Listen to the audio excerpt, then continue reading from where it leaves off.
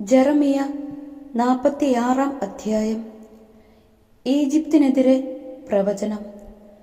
കർത്താവ് ജനതകൾക്കെതിരെ ജെറമിയ പ്രവാചകനോട് അരുളി ചെയ്ത വചനങ്ങൾ ഈജിപ്തിനെ കുറിച്ച്. ജോസിയായുടെ മകനും യൂദാ രാജാവുമായ യെഹോയാക്കീമിന്റെ 4-ാം ഭരണവർഷം ബാബിലോൺ രാജാവ് നബൂഖദ്നേസർ യൂഫ്രട്ടീസ് നദീതീരത്തെ കാർക്കമിഷിൽ വച്ച് തോൽപ്പിച്ച ഈജിപ്തിലെ ഫറവോ ആയ നെക്കോയുടെ സൈന്യത്തിനെതിരായുള്ള പ്രവചനം. പടച്ചട്ടയും പരിചയും ധരിച്ച് യുദ്ധസന്നദ്ധരായി മുന്നേറുവിൻ. അശ്വസൈന്യമേ, കുതിരകൾക്ക് കോപ്പിട്ട് ജീനിമേൽ ഇരിപ്പുറപ്പിക്കുവിൻ. നിങ്ങൾ പടത്തൊപ്പി ധരിച്ച് അണിനിരക്കുവിൻ. കുന്തം മിനുക്കുവിൻ, ഉരസ്ത്രാണം അണിയുവിൻ. എന്താണ് ഈ കാണുന്നത്? അവർ പരിഭ്രാന്തരായി പിൻവാങ്ങുന്നു. പടയിൽ തോറ്റ അവരുടെ വീരന്മാർ തിരിഞ്ഞു നോക്കാതെ തിടുക്കത്തിൽ ഓടുന്നു. സംഭീതിയാണെവിടെയും, കർത്താവ് അരുളി ചെയ്യുന്നു. വേഗമേറിയവന് ഓടി അകലാനോ പടയാളിക്ക് രക്ഷപ്പെടാനോ സാധിക്കുന്നില്ല. വടക്ക് യൂഫ്രട്ടീസ് തീരത്ത് അവർ കാലിടറി വീണിരിക്കുന്നു. നൈലിനെ പോലെ ഉയരുകയും കൂലം തകർക്കുന്ന പ്രവാഹം പോലെ ഇരമ്പിക്കയറുകയും ചെയ്യുന്ന ഇവൻ ആര്? നൈൽ കണക്കെ ഈജിപ്ത് ഉയർന്നു വരുന്നു. കൂലം തകർക്കുന്ന പ്രവാഹം പോലെ തിരയടിച്ച് ഉയരുന്നു. അവൻ പറഞ്ഞു, ഞാൻ ഉയർന്നു ഭൂമിയെ മൂടും. നഗരങ്ങളെയും നഗര നിവാസികളെയും ഞാൻ നശിപ്പിക്കും. കുതിരകളെ മുന്നോട്ട്, രഥങ്ങളെ ഇരച്ചു കയറും. പടയാളികൾ മുന്നേറട്ടെ. പരിചയേന്തിയ ഏത്തോപ്യക്കാരും പുത്തുകാരും വില്ലാളി വീരന്മാരായ ലിദിയാക്കാരും മുന്നേറട്ടെ. സൈന്യങ്ങളുടെ ദൈവമായ കർത്താവിൻ്റെ ദിനമാണിത്. പ്രതികാരത്തിൻ്റെ ദിനം, ശത്രുക്കളോട് പകവീട്ടുന്ന ദിനം. അവരെ സംഹരിച്ച് വാളിന് മതി വരും. അവരുടെ രക്തം തൃപ്തിയാവോളം കുടിക്കും. ഉത്തരദിക്കിൽ യൂഫ്രട്ടീസ് തീരത്ത് സൈന്യങ്ങളുടെ ദൈവമായ കർത്താവ് ഒരു യാഗം അർപ്പിക്കുന്നു. ഈജിപ്തിന്റെ കന്യകയായ പുത്രി, ഗിലെയാദിലേക്ക് പോകൂ. തൈലം കയ്യിലെടുക്കൂ.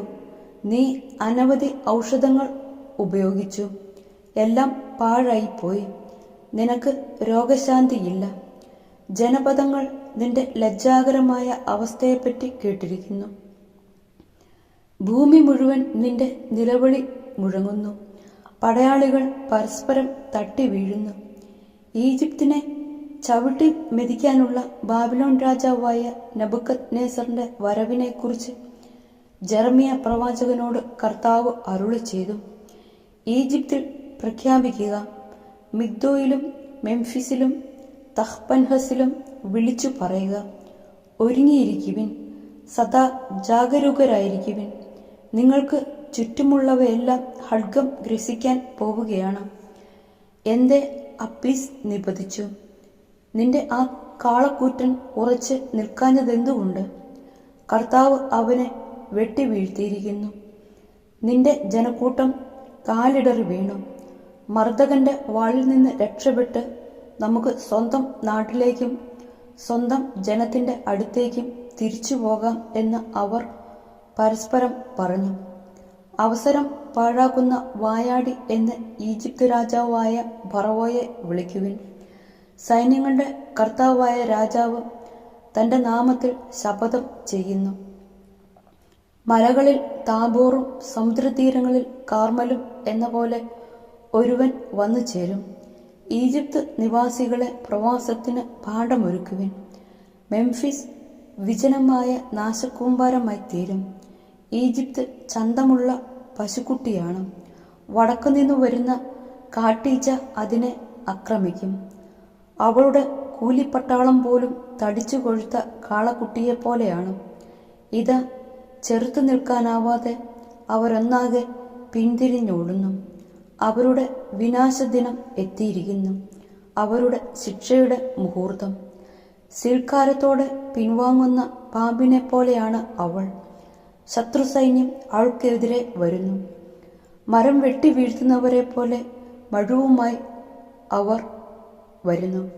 എത്ര നിബിഡമായിരുന്നാലും അവളുടെ വനം അവർ വെട്ടി നശിപ്പിക്കും. എന്തെന്നാൽ അവർ വെട്ടുകിളിയേക്കാൾ അസംഖ്യമാണ്. ഈജിപ്തിന്റെ പുത്രി ലജ്ജിതയാകും. വടക്കുനിന്നു വരുന്ന ജനത്തിന്റെ കയ്യിൽ അവൾ ഏൽപ്പിക്കപ്പെടും. ഇസ്രായേലിന്റെ ദൈവമായ സൈന്യങ്ങളുടെ കർത്താവ് അരുളി ചെയ്യുന്നു: തേബസിലെ ആമോനെയും ഫറവോയെയും ഈജിപ്തിനെയും അവളുടെ ദേവന്മാരെയും രാജാക്കന്മാരെയും ഫറവോയുടെ ആശ്രിതരെയും ഞാൻ ശിക്ഷിക്കും.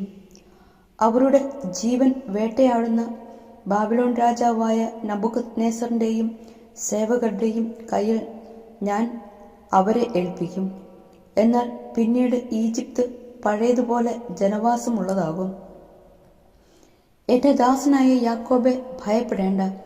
ഇസ്രായേലെ, പരിഭ്രമിക്കേണ്ട.